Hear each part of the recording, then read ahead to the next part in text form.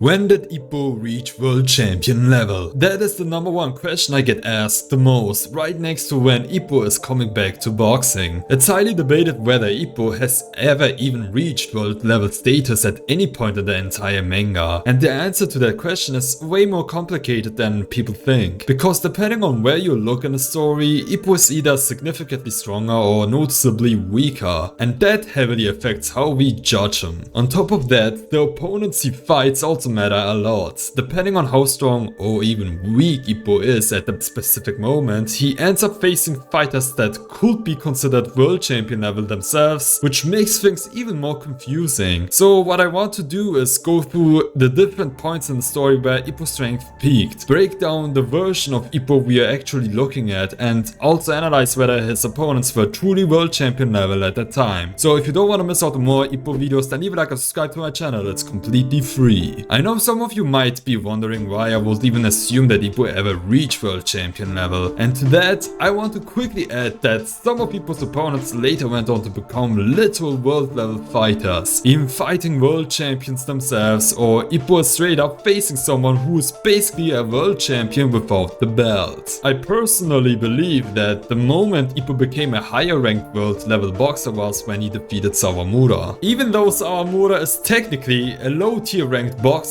he's secretly a world-class fighter whose biggest enemy is his own freaky nature holding him back. This fight was the fight where Ippo displayed his best level of strategy and boxing IQ during his active career. He wasn't just brawling, he was thinking, adapting and using every single move in his arsenal to break Sawamura down step by step. From that fight, he quickly eliminates national film ranker Karasawa without breaking a sweat, and then goes on to beat the absolute crap out of a 30-year-old veteran in the ring. It's after these fights that, instead of taking the safe and calculated route to the world stage, Ippo and Kamigawa choose the WBA route to challenge Ricardo as soon as possible, where the most dangerous featherweight boxers are fighting. And listen, I've probably talked about the on-ground OPBF championship arc many times before, but I genuinely believe Ippo was already strong at this point. What he really lacked wasn't power or durability, it was the mindset and the right strategy to actually deal with his opponents consistently. I mean, just look at Malcolm freaking Ghetto. This guy is the biggest fraud in the series, where the only thing that made him seem strong was his stupid glove strategy. Once that got exposed, Ippo literally crucified him in the ring. But that's exactly the problem. Ippo and Kamigawa go into fights with basically zero solid game plan, and Ippo is this type of fighter who starts to crumble when things don't go according to plan. Even though he had already fought long-range opponents like Mashiba and Sawamura, and even had a spar with Mashiba before that fight, he still ends up getting wrecked the moment things go off script. Imagine if it were someone like Sando or Gonzalez fighting Ghetto. They would quickly adjust to the trick and just run his fate into oblivion without wasting time. The same goes for Wally. If someone like Sando had fought him, he would have done something similar to what he did in his fight against Jose Nargo, or what Ricardo did against Wally himself, which is simply to tire him out. Just wait until he starts gasping for air, let the pressure build up, and then go all out once the moment is right. Of course, this isn't to belittle Ippo as a boxer. I actually believe Ippo became a world champion level boxer in terms of physicality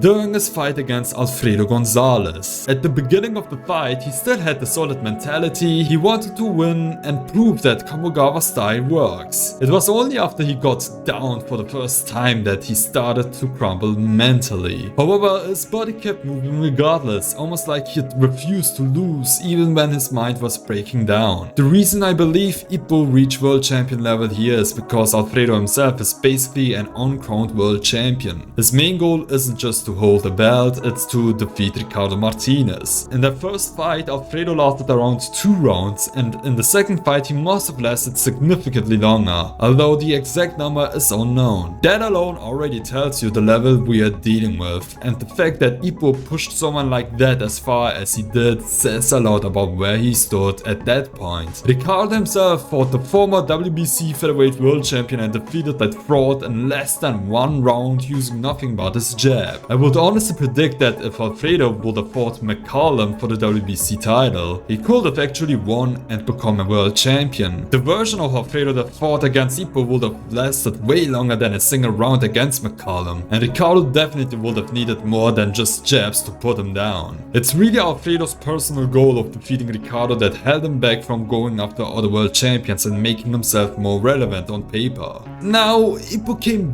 very close to defeating Alfredo in that fight. Even though he was already suffering from brain damage at that point, he still managed to push through purely on willpower and almost took down an unofficial world champion. But that's the scary part. Everyone, including Ippo himself, knew that this was actually a weaker version of him. He could have performed way better and possibly even won the fight if his mindset had been right and if there were no signs of accumulated damage holding him back. But in the end, it still wasn't enough to truly qualify him as a world champion at that time. And as you guys all know, Ippo had already taken way too much accumulated damage and then went on to lose his next match against a lower ranked world contender, the Filipino champion Guevara. That's a fight he would have easily won if he had actually locked in to win, instead of trying to demonstrate the new Dempsey rule while already dealing with serious damage to his body. You would assume that after retiring, there's no way someone like Ippo could get stronger over time, but somehow he actually did.